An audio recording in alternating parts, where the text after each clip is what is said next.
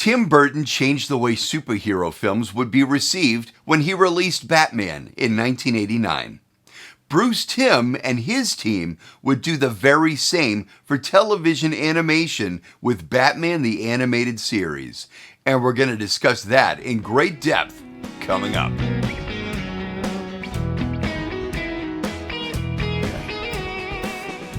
Hey animation fans, Animator Talk here to celebrate the art of animation and its contribution to entertainment of yesterday, today, and into the future.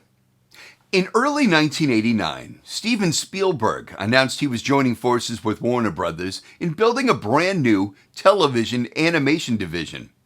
He joined Gene McCurdy in producing several animated series, including Tiny Toons Adventures, Animaniacs, and its spin-off Pinky and the Brain, just to name a few.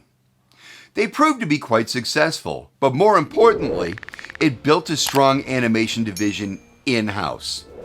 McCurdy brought in Tom Ruegger from her days at Hanna-Barbera, while Steven Spielberg's stature brought in a lot of big-name talent to this division, as they were looking to expand to other content. Tim Burton released Batman in June of 1989 to huge success. The only other superhero films that made any impact prior were the first couple of Superman films. However, by 1987's Superman 4: The Quest for Peace, well, that solidified that the Superman film franchise would be retired for a little while.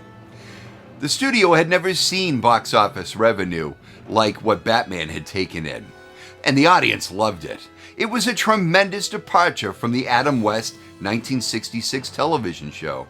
It was dark, it was moody, it had that violence that was only being written in a Frank Miller comic book, and the audience ate it up. It is said that every and any other superhero film made to this day is in some way influenced by the work Tim Burton put into this film. While the Warner Brothers animation crew was finishing up on their first season of Tiny Toons, Gene McCurdy announced that the studio was interested in making a new Batman animated show and wanted to know who would be interested in joining that production team. Eric Radomski, a background painter at the studio, was influenced heavily by Burton's dark film aesthetic and started painting concept backgrounds right away. Across the hall was Bruce Timm, a storyboard artist, an animator, a character designer for the studio, who was also a tremendous comic book reader ever since childhood.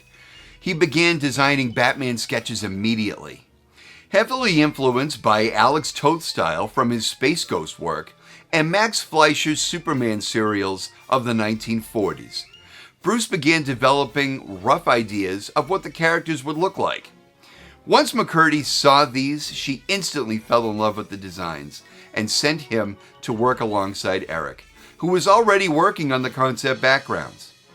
Radomski is a very passionate artist who never cared much for comics, but was heavily inspired by the Batman film and proved to be just what Bruce needed to produce a short demo reel that would be a precursor to what we now know as the show's opener. Now, to say this short was gorgeous would be a terrible understatement. The animation was superb. The details were on point. The backgrounds and color keys provided the perfect amount of moody noir. It was a stunning piece. Little did they realize they were both being spearheaded as producers on this series. Department heads were pulled into Bruce's office where he would show them his demo reel. Kevin Altieri said, and I quote, "You've got to be kidding me. You're doing Fleischer's Superman? Just sign me up." They later showed the team the Superman cartoons to demonstrate what they were looking for out of their crew. Alan Burnett was immediately brought on for story. He had worked on many productions in the past, but was especially remembered from working on Super Friends with McCurdy. After the two tried to get NBC to make Super Friends a little more serious than their take, to no avail, but she knew that she wanted him on their team. Bruce Timm credits Burnett with actually saving the show. Bruce said, and I quote, "His vision of the show was really close to what Eric and I both wanted it to be. They knew his pedigree and saved him from continuing on his position with the Disney Afternoon and kept him for themselves. Burnett never looked back." They continued to build a team of artists, writers, and production crew who were enthusiasts for the genre. This team was eager to make this show as close to their favorite stories as they could. Source material was very important, but it wasn't holding them down like a crutch either. Film noir and dark aesthetic became a hallmark for this show. The design term Dark Deco was all Bruce. Batman fights crime at night, so naturally the look of the show needed to be dark. Eric Radomski's technique of painting backgrounds on black paper set the tone. Bruce Timm's affinity for Art Deco design set Gotham in an ambiguous time period. While vehicle designs matched the 30s and 40s aesthetic of the city, people walked around carrying cell phones and had TVs, though the TVs only broadcast in black and white. It felt very classic while hinting lots of technology. Genius. The character design was the next to tackle. Bruce had already begun designing what he thought certain characters should look like. Joker, Two-Face, Poison Ivy, and Penguin came pretty easily. Then, one morning, Bruce was called down to the sound stages at the studio. The animation execs requested the animation series reflect the character designs of the latest Batman film then in production, Batman Returns. Bruce and Jean tried to implore that this series was looking to take a serious tone from the comics. But the executives were adamant that Penguin be more Tim Burton than Neil Adams. Bruce begrudgingly took out his sketchbook and began redesigning Penguin while studying Danny DeVito on set. Turning a squatty, heavy man in a tuxedo to a bird-like man with a beak-like nose, long hair, and flipper-like fingers. He hoped this would be his only concession.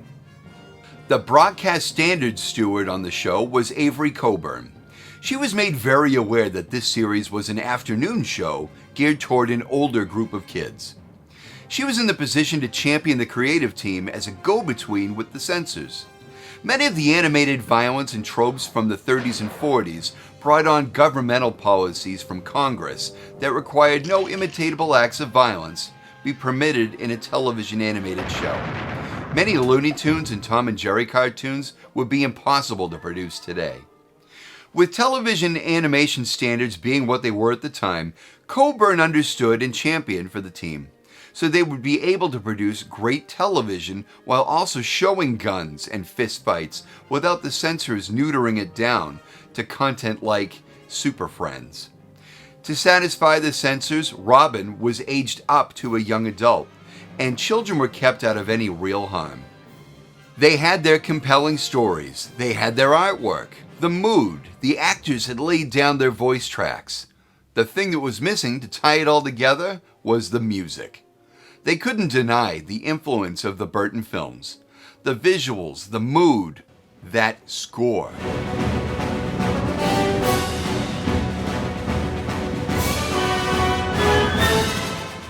The Danny Elfman music was dark, quirky, and perfect for this series.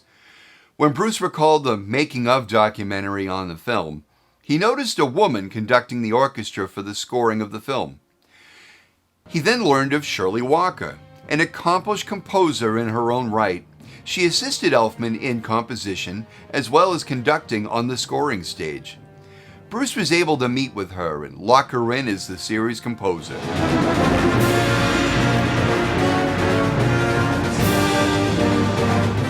She would utilize certain elements of the Elfman score while also coming up with enough evocative music of her own to score each and every episode individually.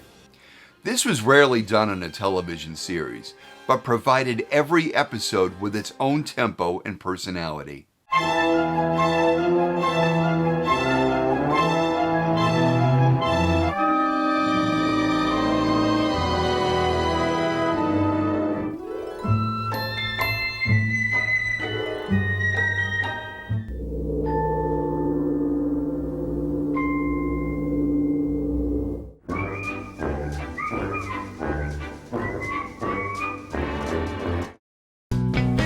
Oh hey, did you know? Check it out! The birth of Harley Quinn.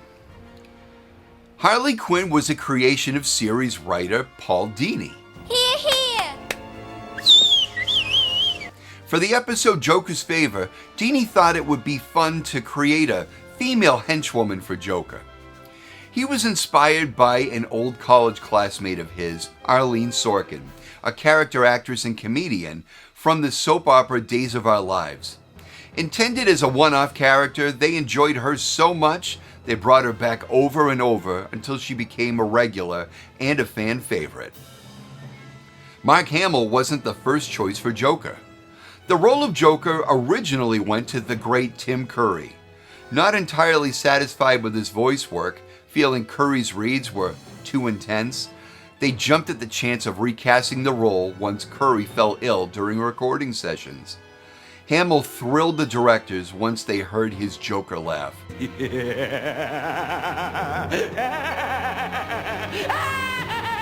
And dubbed the 4 unaired episodes already produced. Kevin Conroy didn't audition for the role of Batman. Conroy actually read for the role of Gotham City police detective Harvey Bullock. Come on, Commissioner. Somebody asked me a couple of questions. Andrea Romano and Bruce Timm were exhausted, looking everywhere in Hollywood for the perfect voice of Batman. Once they heard Kevin's read for Bullock, they offered him the title role. The title sequence was missing a title. If you pay close attention to the opening title sequence for the series, they never displayed the series logo. They felt you knew you were watching Batman. Only once the series was rebranded do we see the show's title as The Adventures of Batman and Robin. Where's Robin? Robin was used very sparingly in the beginning of this show's run. The writers wanted to focus on Batman. As a matter of fact, Batman's first run in the comics was solo. They sent the older version of Robin off to college. It was Kenner Toys who insisted Warner Brothers convince the producers to include Robin in the majority of the rest of the episodes. Yes, just like their influence on the Joel Schumacher films, Kenner influenced this series just so they could sell action figures. Bruce Timm once said, and I quote, "We knew what we didn't want. We didn't want the show to seem like every other adventure show on TV. We wanted the show to be appealing to kids because we knew they would be the primary intended audience, but at the same time, we wanted a show that we ourselves would watch as adults." Batman the Animated Series changed the way the industry looked at television animation.